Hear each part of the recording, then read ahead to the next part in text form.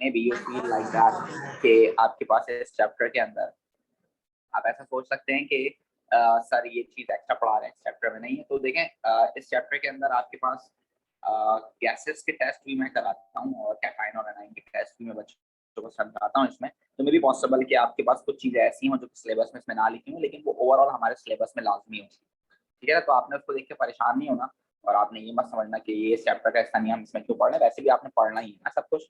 तो इस वजह से हम इसको पढ़ेंगे। और दूसरा ये कि कुछ हमें इस चैप्टर को मुश्किल भी बनाना है, इस वजह से भी पढ़ेंगे। बहुत आसान आसान चैप्टर्स हमने पढ़ लिए हैं, अब थोड़ा सा ट्रिकी, ताकि थोड़ा सा हमें फायदा हो ज्यादा। ठीक है ना, just give me a minute कि मैं इसको स्टार्ट कर दूं। Okay, so we are going to talk about the separation techniques and the instrumental informations of chemistry, and it is in the books. Most of the books are having chapter 2 and chapter 3 in according to this syllabus. Otherwise अभी ये syllabus में जो update होके आया है तो ये last syllabus का point बनकर आया है, इससे पहले ये शुरू में होता था और इसको बिल्कुल ही अभी इन्होंने separate कर लिया. So we will have going to discuss about acid base titration in this as well, some experiment instruments over here, and then chromatography, which is the most important one, separation and purification, simple distillation, fraction distillation, filtration, crystallization, evaporation, and then test of cations and anions with the test of gases along with the flame test. These are actually the things that we are going to talk about in this chapter, which is going to be very, very wide, and it may take 2 or 3 weeks to complete, and definitely it will give you the marks accordingly as well.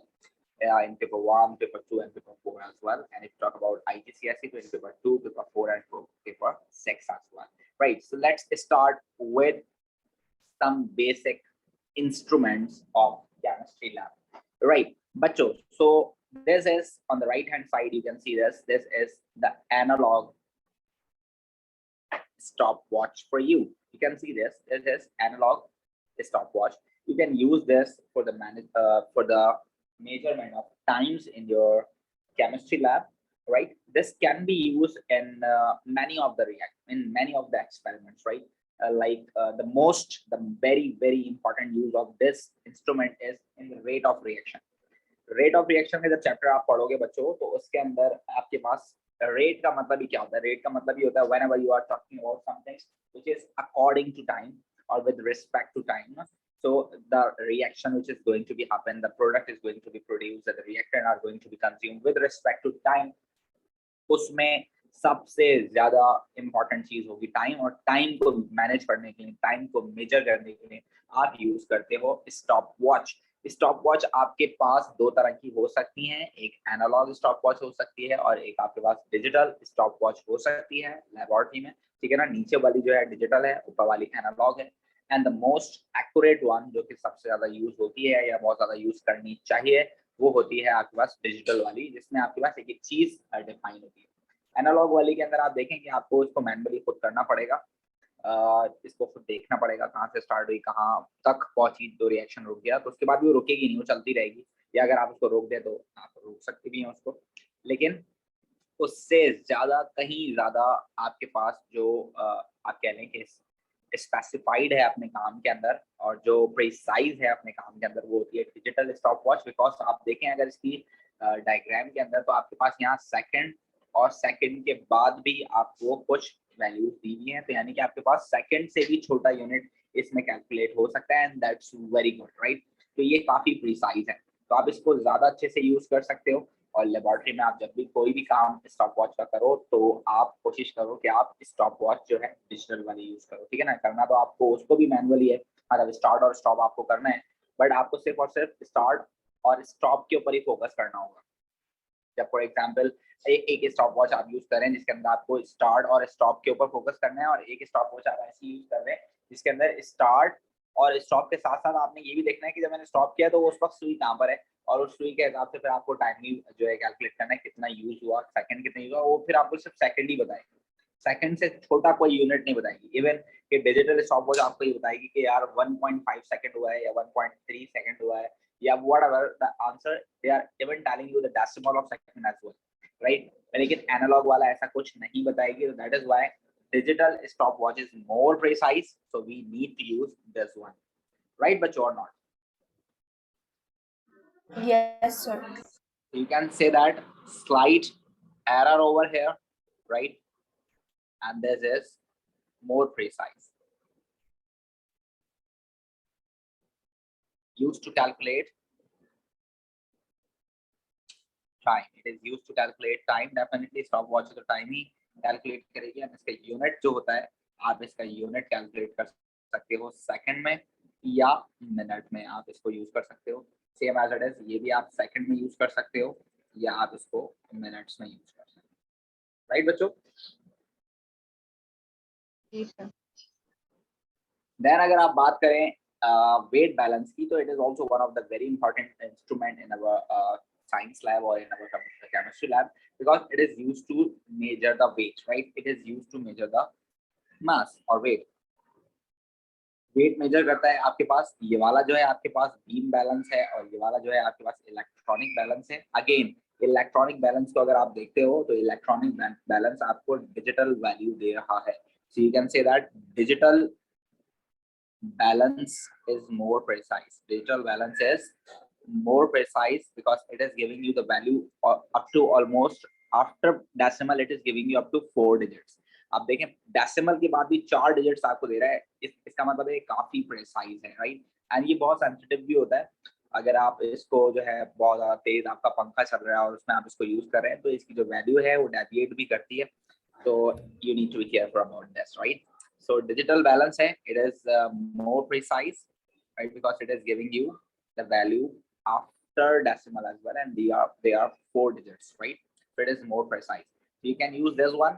Beam balance भी बड़ा अच्छा होता है, but इसके लिए आपको काफी सारी चीजों का जो ख्याल रखना पड़ता है, और इसका जो पॉइंट में आंसर आता है, बस इससे ज्यादा पॉइंट में नहीं जा सकता। फॉर एग्जाम्पल अगर आपका आंसर आ रहा है 10.5, तो इट्स इनफ फॉर दिस, इससे ज्यादा पॉइंट में आंसर नहीं जा सकता, या बहुत ज्यादा हुआ, so you can even find out in two digits as well, but 4 digit बहुत exceptional case है और वो सिर्फ डिजिटल वैल्यू ही दे सकती है। बीम बैलेंस जो है गोल्ड स्मिथ वगैरह पहले यूज करते थे, क्योंकि ये काफी प्रेसाइज होता था थोड़े और पहले तक, बट जब से डिजिटल बैलेंस आया तो अब आपने देखा होगा, अगर आप कभी गोल्ड स्मिथ के पास जाएं तो वो भी डिजिटल बैलेंस ही यूज करता है, बिकॉज गोल्ड की कीमत काफी ज्यादा है, तो अगर एक पॉइंट पे भी उसका काफी डिफरेंस आ सकता है, तो इसलिए वो डिजिटल बैलेंस यूज करते हैं। अब तो digital balance is more precise and it is always going to measure the things in grams, right? ये ग्राम्स में मेजर करता है। वैसे तो इसके ऊपर और भी यूनिट्स होते हैं, लेकिन जो है ग्राम्स वाला यूनिट हम ज्यादा यूज करते हैं। केमिस्ट्री में मोल्स वगैरह निकालने के लिए आप ग्राम्स ही यूज करते हो, तो वो यूनिट हम ज्यादा इस्तेमाल करेंगे। देन उसके अलावा इसके ऊपर एक बटन होता है टेयर का।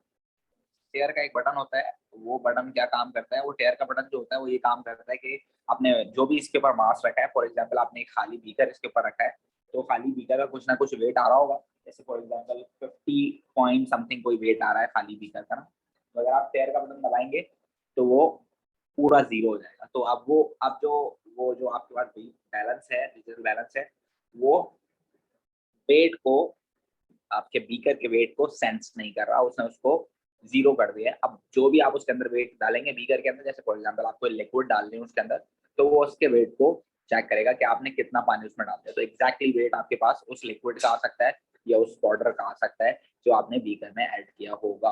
तो this button is very important there. इसका मतलब ये होता है कि whatever the weight on the electronic balance और digital balance on that time, it is going to be neglected, right बच्चों?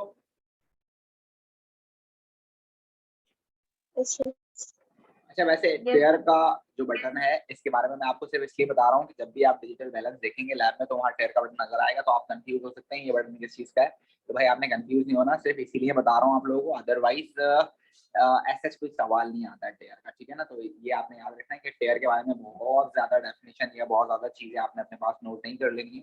टेयर से रिलेटेड पेपर में कोई सवाल नहीं आता, बस आपको पता होना चाहिए कि टेयर का बटन इसलिए है कि अगर आप कोई चीज इस पर रखें और उसका वेट आप माइनस करना चाह रहे हो या उसको आप गायब करना चाह रहे हो, तो आप जीरो टेयर का बटन दबा दें। अब जब वो बीकर आप हटाएंगे ना उस पे से मशीन के ऊपर से, बैलेंस के ऊपर से, तो वो नेगेटिव में आंसर दे रहा होगा, जीरो की जगह वो नेगेटिव में आंसर दे रहा होगा, तो फिर आप उसको जीरो दबा दें तो वो सेम हो जाएगा, ठीक है? Then thermometer, Thermometer is used to check heat, right? It may be cold or it may be hot, इन दोनों को चेक करता है। और ये आपके पास होता है डिग्री सेंटीग्रेड के अंदर, ठीक है ना। हमारा इससे कोई ताल्लुक नहीं है फिलहाल, आप ओ लेवल्स में, so we don't need to convert this into Kelvin, and it is always in degree centigrade. That's enough for us. It is used to find out the temperature, and that's all. ये उसके अलावा इसका कोई और further use है नहीं, ठीक है बच्चों। बस आपको पता है कि ये टेम्परेचर नोट करने के लिए यूज किया जाता है, ये हॉटनेस और कोल्डनेस ऑफ द सिस्टम और एनवायरनमेंट को चेक करने के लिए यूज किया जाता है। और इसका यूनिट होता है थर्मल डिग्री सेंटीग्रेड होता है।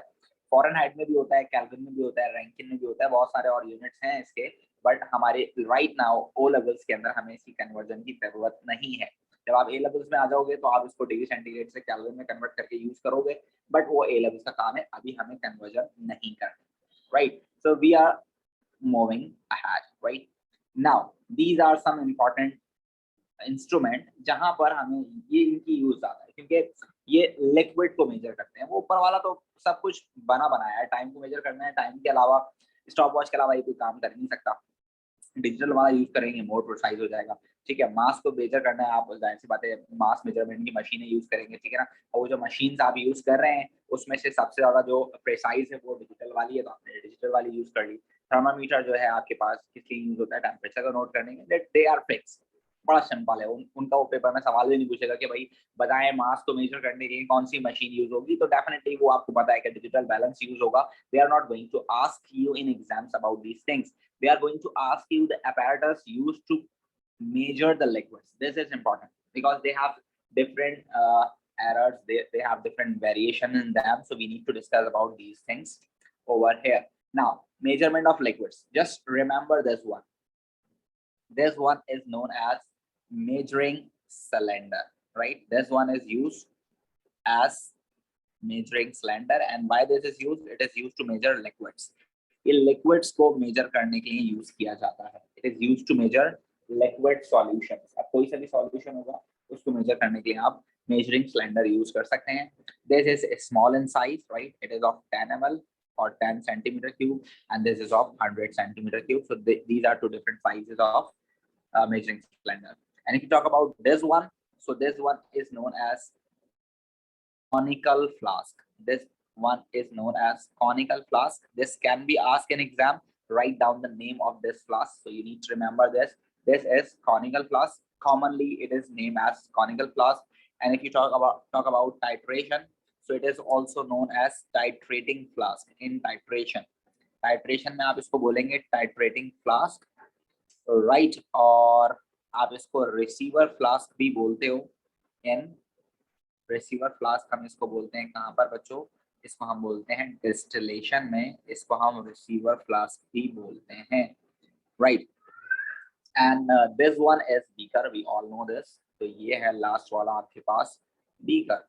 Out of these three instrument they all can be used to measure the liquid volumes, right? ये सिर्फ लिक्विड वॉल्यूम्स को मेजर करने के लिए यूज किए जाते हैं, but the most accurate out of these three is measuring cylinder. It has definitely a slight error over here. It has a slight variation over here, and it is maximum. The problem over here is 0.1, right? The maximum error over here is 0.1 to 0.5 centimeter cube. The maximum error it can produce is 0.1 to 0.5 centimeter cube, and this is almost inaccurate. So you can use this just for approximate measurement. For example, we are doing something practical in the lab, right? So I ask Farwa, I just want water, right? For example, if I ask Farwa, I just want liquid water यार, मुझे ना कुछ जरूरत है यहाँ पर ना, मुझे कुछ सॉल्यूशन रेडी करने हैं, तो मुझे थोड़ा सा पानी चाहिए, आप डिस्टिल वाटर मुझे ला के दे दो, ठीक है ना। तो फरवा मुझसे पूछेगी sir how much amount of almost you required of water, ना कितना आपको एटलीस्ट चाहिए। तो मैं कहूँगा फरवा एटलीस्ट यार हमें 2-3 सॉल्यूशंस बनाने हैं, तो एक सॉल्यूशन 500 का बनाना है, एक सॉल्यूशन हमें 200 का बनाना है, तो ऑलमोस्ट मुझे 700 समवेयर चाहिए ना पानी। तो फरवा बोलेंगे ठीक है सर, मैं तो 1000 ml जो होता है 1000 सेंटीमीटर के बीकर के अंदर मैं ले आती हूँ। तो ये जाएंगी 1000 सेंटीमीटर क्यूब वाला बीकर उठाएंगी और उसको फुल करके ले आएंगी, ठीक है ना। उसमें डेफिनेटली मार्किंग हुई भी होती है, बट उसके बाद भी वो उस मार्किंग फजूल होती है, बिल्कुल उसमें कोई फायदा नहीं होता उस मार्किंग का। क्या होगा आपके पास, वो 1000 सेंटीमीटर क्यूब भर के लाएंगे, वो अप्रोक्सीमेट होगा, वो 1000 नहीं होगा, वो 1000 से ज्यादा भी हो सकता है, वो 1000 से कम भी हो सकता है। और उसकी वजह है meniscus. The problem is meniscus. देखें आपके पास जो लिक्विड्स होते हैं ना, वो मेनिस्कस बनाते हैं। जैसे फॉर एग्जांपल आप किसी बारीक सी चीज के अंदर लिक्विड को फिल करेंगे तो आप देखेंगे कि लिक्विड इस तरह से मेनिस्कस बनाता है, इस तरह गोल होता है नीचे से ना। तो ये जो नीचे वाला मेनिस्कस होता है ना, ये होता है 100% एक्यूरेट। तो फॉर एग्जांपल अगर आप यहाँ से मेजरमेंट लेते हैं नीचे वाले से, तो लाइक अगर यहाँ 0.00 लिखा हुआ है, इसका मतलब यहाँ से आपने स्टार्ट किया, परफेक्ट, ये फुल है, टोटल हो गया। लेकिन अगर आप बीकर को देखते हैं या आप किसी भी ऐसे इंस्ट्रूमेंट को देखते हैं जो आहिस्ता आहिस्ता जिसका जो सरफेस एरिया है ऊपर वाला वो बढ़ रहा है, जैसे अगर आप देखें मेजरिंग सिलेंडर को, तो उसका ऊपर वाला जो हिस्सा है वो थोड़ा सा चौड़ा हो गया, तो उसमें मेनिस्कस गायब हो जाएगा, ठीक है। और जब आप बीकर को देखेंगे तो वो और ज्यादा चौड़ा हो गया, वो इतना ज्यादा ओपन एरिया हो गया, उसका सरफेस एरिया इतना बड़ा हो गया कि मेनिस्कस तो उसमें नाम का भी नहीं होगा। तो अब जब जिसके अंदर मेनिस्कस नाम की चीज ही नहीं होगी, तो उसमें आप एक्यूरेसी नहीं फाइंड आउट कर सकते। अब एक्यूरेसी किसमें फाइंड आउट होगी, आप देखेंगे ये जो नीचे लगी हुई आपके पास पिपेट, यहाँ पर कितना नैरो इसका जो है ओपनिंग है ना। जब आप इसको फिल करते हैं तो यहाँ पर आपने देखा होगा, अगर आप इसको लैब में यूज करते हैं तो मेनिस्कस हम इसको इस तरह रखते हैं, यहाँ तक फिल करते हैं। अगर आप इसको यहाँ तक फिल कर लेंगे, that means this is completely 25 centimetre cube, क्योंकि इसमें लिखा हुआ ही है, ये है ही 25 सेंटीमीटर क्यूब की, ठीक है ना। तो जितने सेंटीमीटर क्यूब की पिपेट होती है उतने तक ही भरते हैं, बस उसको ज्यादा नहीं भर सकते। इट इज नॉट ग्रेजुएटेड, इस पे लाइंस नहीं, ये फिक्स है, ठीक है ना।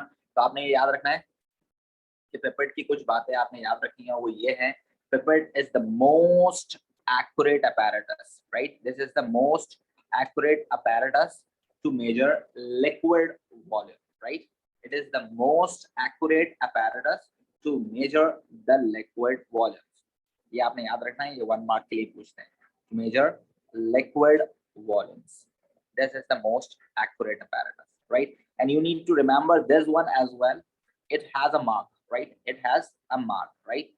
जहां तक आपको उसमें फिल करना है, तो ये आपने याद रखना है, fill the pipette till the mark on pipette, right? ये आप हमेशा till the mark fill करते हैं, right? And it is not graduated. You need to keep remember this, that it has only one reading, right? So you can remember this. It is fixed volume आता है इसके अंदर, ठीक है ना। इसमें आप graduated नहीं ले सकते. You cannot take 10.8 centimeter cube over here. No, not at all. It may be 10, it may be 25, और it may be 50. It is fixed. और अगर आपको 10 सेंटीमीटर क्यूब लेना है तो आप 10 सेंटीमीटर क्यूब वाली पिपेट लोगे, ठीक है। उस पर लिखा होगा it is 10 centimetre cube, it can measure 10 centimetre cube. अगर आपको चाहिए 25 सेंटीमीटर क्यूब मेजर करना है तो you need to use the pipette which is already make for 25 centimetre cube. तो अभी आप देखें डायग्राम में आपके पास जो पिपेट बनी हुई है, it is only for 25 centimetre cube. If you want कि आपके पास एग्जैक्टली 25 सेंटीमीटर क्यूब वॉल्यूम आ जाए, so you can use this one.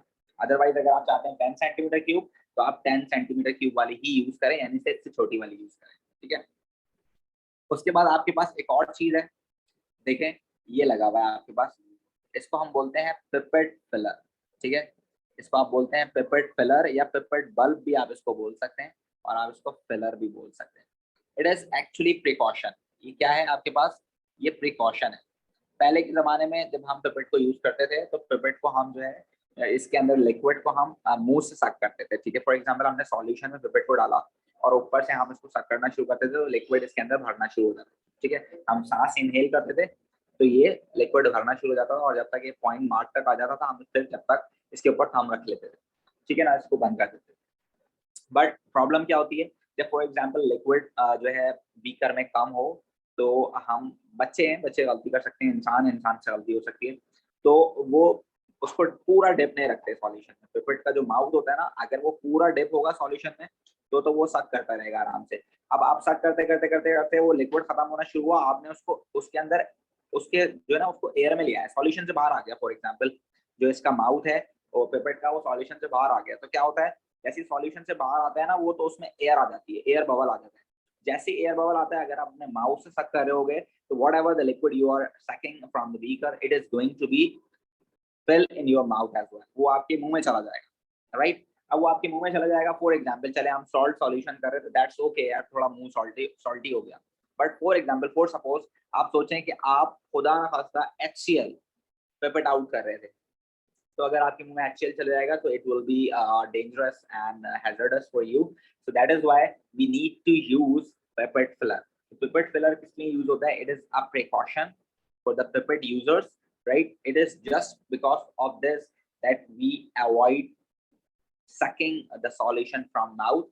Otherwise, for example, if the solution is in our mouth, so it will be toxic, it will be carcinogenic, it may be like hazardous for us. So that is why we need to avoid this problem. So we use what? Pipette filler. Is that right, बच्चों? Sir, for example, कि 1 mark की definition I, what is pipette? Well, sir, हम लोग इसी definition का लिखेंगे। बेटा आपकी आवाज बहुत स्लो आ रही है, क्या बोल रहे हो? सर अभी ये आवाज सही आ रही है? जी अब आ रही है। सर अगर फॉर एग्जांपल 1 मार्क की डेफिनेशन है व्हाट इज पिपेट बल्ब, उसमें हम डेफिनेशन क्या लिखेंगे?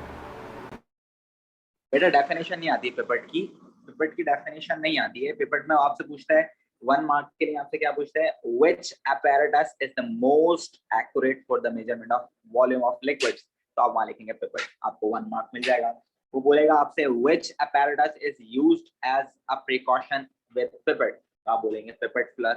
वो आपसे पूछेगा why we are using pipette filler, so you are saying that to avoid the inhaling of chemical in our mouth we need to use pipette filler. ठीक है, वो पूछेगा कि पिपेट फिलर हम कहां तक फिल करेंगे, तो you need to say that you need to fill the pipette till the mark, right? अगर वो आपसे पूछेगा is which apparatus for the measurement of liquid is fixed or which can only be filled up to a fixed volume, तो आप बोलेंगे it is only pipette which has a mark and we can only fill this to the mark, right?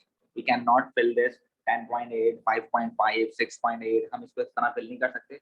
We always take a single reading from this which is almost 10, 10 ले सकते हैं, 10 ml वाली या 25 वाली या 50 वाली। ठीक है भाई? Yes sir. और किसी का कोई सवाल बच्चों?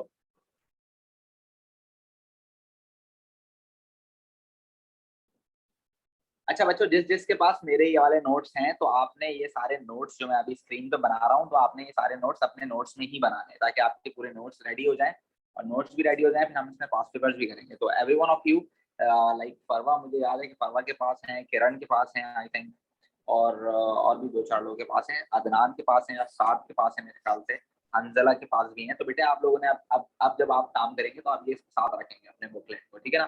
किसी भी कॉपी में, किसी भी दूसरी कॉपी में नहीं लिखें, इसी में मेंटेन करें सारे नोट्स, इसको पूरा रेडी करें ताकि आप जब पास पेपर्स कर रहे हो तो आपके पास नोट्स भी हो, आपके पास पास पेपर्स भी हो, पेपर 1 भी हो, पेपर 2 भी हो, एक बुकलेट होगी उसमें सब कुछ होगा, ठीक है? ये बुक 2 में आपको मिल जाएगा। नेक्स्ट इज, जी बेटे। सर इस बुक में एलिमेंट्स और कंपाउंड्स वाला नहीं है क्या? बेटा एलिमेंट्स और कंपाउंड्स वाले चैप्टर के कुछ स्पेसिफिक क्वेश्चंस आते नहीं है अलग से, इस वजह से वो उसमें नहीं है, वो बाकी चैप्टर्स के अंदर मौजूद है सारे क्वेश्चंस, ठीक है? जी सर, ठीक है। इसी तरह जैसे बैलेंस द केमिकल इक्वेशन वाला हमारा जो चैप्टर है वो भी नहीं होगा, वो मोल्स के अंदर आपको मिल जाएगा, ठीक है ना? तो जो बेसिक चैप्टर्स हैं जो कि पेपर में बिल्कुल अलग से नहीं आते हैं, अब वो पेपर में नहीं पूछता आपसे कि write down the difference of compound and mixture, तो ऐसा कोई सवाल पूछता ही नहीं आपसे, कोई बिल्कुल स्पेसिफिक एलिमेंट से रिलेटेड सवाल नहीं आता। वो चैप्टर 1 से रिलेटेड होता है, कहीं कहीं किसी दूसरे चैप्टर से रिलेटेड होता है, तो वो एक पार्ट आता है, एक छोटा सा पार्ट। जैसे अगर पहला क्वेश्चन आता है ना हमारे पास, क्वेश्चन पेपर 2 में जो पहला क्वेश्चन आता है, you can choose one, more than one और नॉट एट ऑल वाला जो क्वेश्चन आता है, उसमें 6 क्वेश्चन होते हैं, 6 में से कोई एक सवाल एलिमेंट कंपाउंड मिक्सचर का आता है। अब अगर मैं वो बनाता तो वो मुश्किल से 1-2 पेज बनते और फिर वो एक अजीब सा ही हो जाता, इसलिए मैंने उसको ऐड नहीं किया, ठीक है? जी सर। चलिए next is burette। Burette is actually over here, you can see this one is burette, not this, there's a clam stand, ठीक है? It is used to fit the burette over here, and it can also be used for the filtration purpose, it can also be used for other as well, but right now it is having burette with it, right? तो यहाँ पर burette आपके पास लगी हुई, you can see this one is burette, it is also accurate apparatus, right? It is also accurate, but it has a difference of almost, you can say that 0.001 0.001 centimetre cube इसमें आपके पास error है, ठीक है ना, इतना कम error है, बहुत कम है, ठीक है ना, but the use of this and the very beneficial process of this, or you can say that the beneficial instrument, this is why, because it can measure these values. You can measure like this 18.6, you can measure like this 9.8, you can measure like this 10.2, so you can measure these values by Bayreuth. That is why it is very important to use. So you can say that after pipette it is accurate one, right? After pipette it is accurate. You can measure the different values by this. You can measure the different values by this, right बच्चों? You can find out only one digit will be given to you. Point में answer मिलेगा आपको इस तरह, इससे ज्यादा answer नहीं मिल सकता, सही है बच्चों?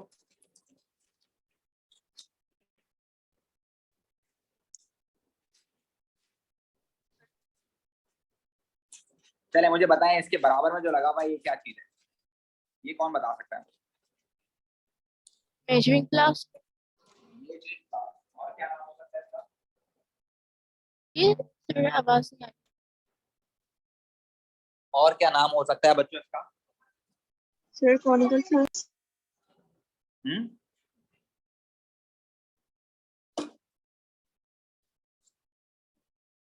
Sir, conical flask.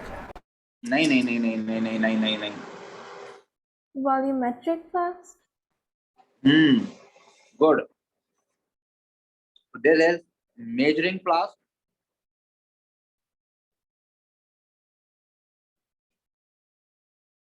And volumetric flask. बेहतरीन. बेटा कॉनिकल फ्लास्क में और उसमें डिफरेंस है. देखिए कॉनिकल फ्लास्क ऐसा नहीं है, ये कैसा है ना, देयर इज अ डिफरेंस. ये पेपर में आता है सवाल लास्ट में. There is a difference between these two flask, तो आपने ये डिफरेंस रखना है काइंड. और एक और नाम आप इसको दे सकते हैं, इट इज स्टैंडर्ड फ्लास्क. कोई सा भी आप नाम लेंगे आपको नंबर मिल जाएगा, ठीक है. उसके अलावा it is highly accurate, right? It is highly accurate. So you can see this again, there is a narrow opening. When there is a narrow opening, definitely it is going to be accurate because it will produce a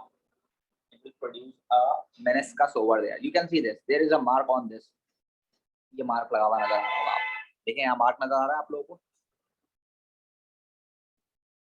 mark है बच्चों यहाँ पर. जी sir. तो आपने meniscus को यहाँ तक रखना है. आप जब मेनिस्कस को यहाँ तक रखेंगे then it will be 100% 250 centimetre cube, right. And it is always fix like pipette. जैसे पिपेट होती है ना, ऐसे ये भी फिक्स होता है. अगर आपको 100 ml का सॉल्यूशन बनाना है तो आप 100 ml वाला फ्लास्क लें. अगर आपको 250 बनाना है तो आप 250 भी लें. अगर आपको 500 बनाना है तो 500 वाला लें. आपको 1000 वाला बनाना है आप 1000 वाला लें. इसकी रेंजेस ज्यादा हैं, 2000 वाला भी होता है, 5000 वाला भी होता है. ये सॉल्यूशन बनाने के लिए यूज होता है. You can say that it is used to make solution. It is used to make solution. इसमें solutions ready किए जाते हैं different concentration के. तो वो डेफिनेटली हम जब मोल्स का चैप्टर पढ़ेंगे तो मैं आपको सिखाऊंगा कि कॉन्सेंट्रेशन कैसे बनती है, ठीक है ना. अगर फॉर एग्जांपल मैं आपको बोलूं आप बनाए 0.5 मोल पर डेसीमीटर क्यूब का आप बनाए NaOH सॉल्यूशन. तो जो आप इसमें मास यूज होगा ना, फॉर एग्जांपल इसमें मास कितना यूज होगा, इसमें मास यूज होगा अगर हम बना रहे हैं तो इसमें ऑलमोस्ट 5 ग्राम यूज होगा. 5 ग्राम सर मोल्स तो हमने कर नहीं लिया. हाँ आपने कर लिए, बट अभी हमने जो किए हैं मोल्स वो बिल्कुल बेसिक वाले किए हैं. अभी हमने एक्सट्रीम लेवल वाले नहीं किए, ठीक है ना. तो एक्सट्रीम लेवल के लिए मैं आपको दोबारा पढ़ाऊँ, सही है. तो मैंने सिर्फ इसलिए पढ़ाए थे कि आपको थोड़ा बहुत नो हाउ हो जाए मोल्स की, ताकि मैं जब दोबारा पढ़ाऊँ तो आप लोग उसके अंदर अच्छे हों, ठीक है ना. इसलिए मैंने थोड़े से पढ़ाए थे. अभी एक्सट्रीम लेवल उसका बाकी है. तो 5 ग्राम फॉर एग्जांपल हमें इसमें डालना पड़ेगा. तो हम इसके अंदर फॉर एग्जांपल थोड़ा सा NaOH डालेंगे 5 ग्राम, और उसके बाद इसके अंदर पानी ऐड करेंगे.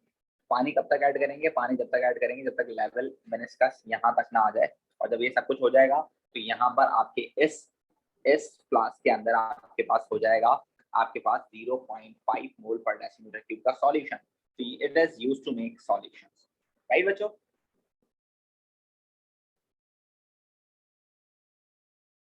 राइट बच्चों? Yes sir. पहले मुझे जरा बताएं सब, जल्दी जल्दी मुझे बताएं, इसका नाम क्या है? जल्दी से बच्चों, इसका नाम क्या है? Conical flask. इसका पहले वाले का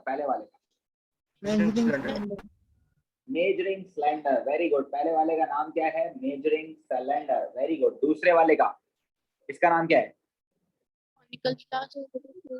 conical flask, conical flask. Very good, very good. इसका नाम क्या है बच्चों? Beaker. Very good. It is. And what is this? Pipette. Pipette. Very good. Now, what is this? Volumetric flask. polymetric flask, Volumetric flask. And what is this? Burette. urine, Burette. And what about this? Conical flask. conical flask, It is also conical flask. Very good बच्चों. तो ये सारी चीजें आपने याद रखनी है. Free के नंबर है, ये नंबर नहीं छूटने चाहिए एग्जाम में.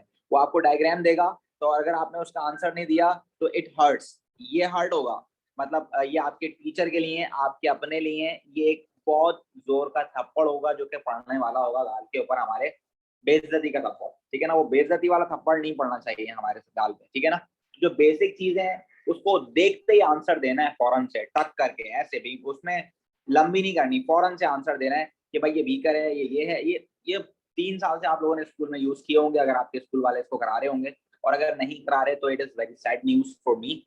लेकिन अभी आप मेरे साथ हैं तो आपको ये सारे नाम याद होने चाहिए, लाजमी याद होने चाहिए और जरूर याद होने चाहिए. ठीक है बच्चों? Yes sir. तो मैं जितनी मर्तबा आपसे पूछूंगा आप इसके जवाब मुझे देंगे, और हर बार में आपने सही जवाब देने हैं, हर बार में आपने सही जवाब देने हैं. So let's move on with this one. Now do you know बच्चों व्हाट इज दिस?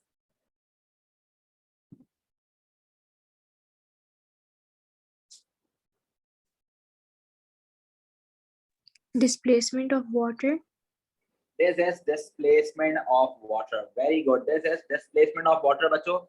और एक है आपके पास डाउनवर्ड डिलीवरी और एक है आपके पास अपवर्ड डिलीवरी. Very good. तो बच्चों आपने याद रखना है कि हम जब गैसेस को कलेक्ट करते हैं, गैसेस को कलेक्ट करने के डिफरेंट मेथड्स होते हैं, गैसेस को कलेक्ट करने के डिफरेंट मेथड्स होते हैं, और वो मेथड्स जो होते हैं वो ये 3 होते हैं, ठीक है ना? एक है आपके pass through water. This is displacement of gas through water. This is downward delivery. Yeah, आप कह रहे हैं downward collection of gases, and this one is upward collection of gases. Now we have a lot of gases that we can produce in the labs, in the chemistry labs, and many of them are water soluble and some of them are water insoluble. So the one which is insoluble in water can be we can use this method for them. This is only for the gases that are insoluble in water. We can use this method to collect gases that are insoluble in water. Yes, any one of you, do you have any example, the name of the gas which is insoluble in water? Which gas is insoluble in water? hydrogen, hydrogen. Hydrogen gas is insoluble in water and oxygen gas also. These 2 gases are insoluble in water. So if you are going to produce oxygen gas somewhere and you want to collect that gas, so you can connect this apparatus to that. For example, हमने एक syringe इसमें लगा देते हैं, ठीक है ना? For example syringe लगा देते हैं, या टेस्ट ट्यूब में हम एक रिएक्शन करा रहे हैं, ठीक है? एक टेस्ट ट्यूब है, इसके अंदर हम कोई रिएक्शन करा रहे हैं, बड़ी गंदी टेस्ट ट्यूब बनी है.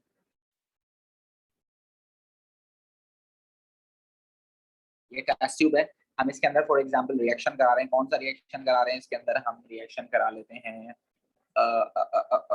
ऑक्सीजन को प्रोड्यूस करने के लिए. Yes, we can use H2O2 over here, right? H2O2 is hydrogen peroxide, और इसके अंदर अगर हम मैग्नीज डाइऑक्साइड डालें तो it is going to be break down. वो क्या हो जाता है? टूट जाता है. उसके टूटने से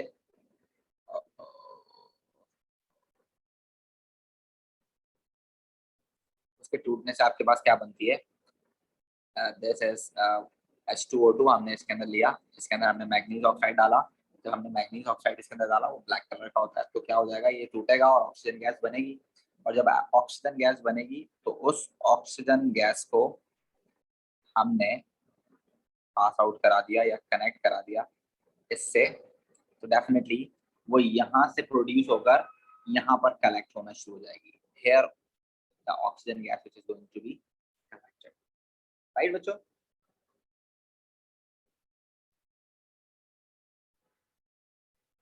Yes, sir. ठीक है बच्चों।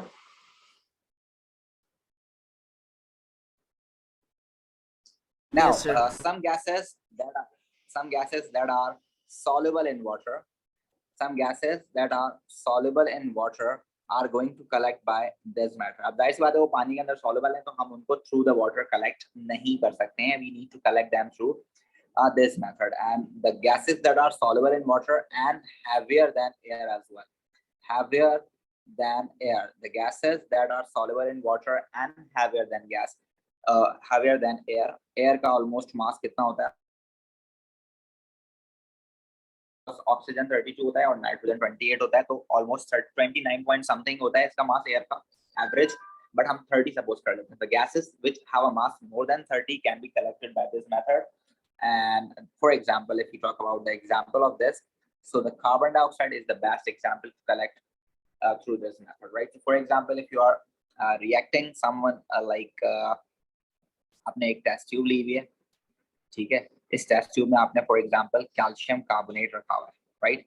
This is what you have calcium carbonate and we are heating this calcium carbonate, right? And when we heat calcium carbonate breakdowns and from calcium oxide and carbon dioxide. So by this reaction carbon dioxide is going to be produced, and now what we did, we just connect this with this one and it is going to be collected over here. The gas is going to collect over here. It is collecting over here because the gas is heavier, so it will displace downward easily.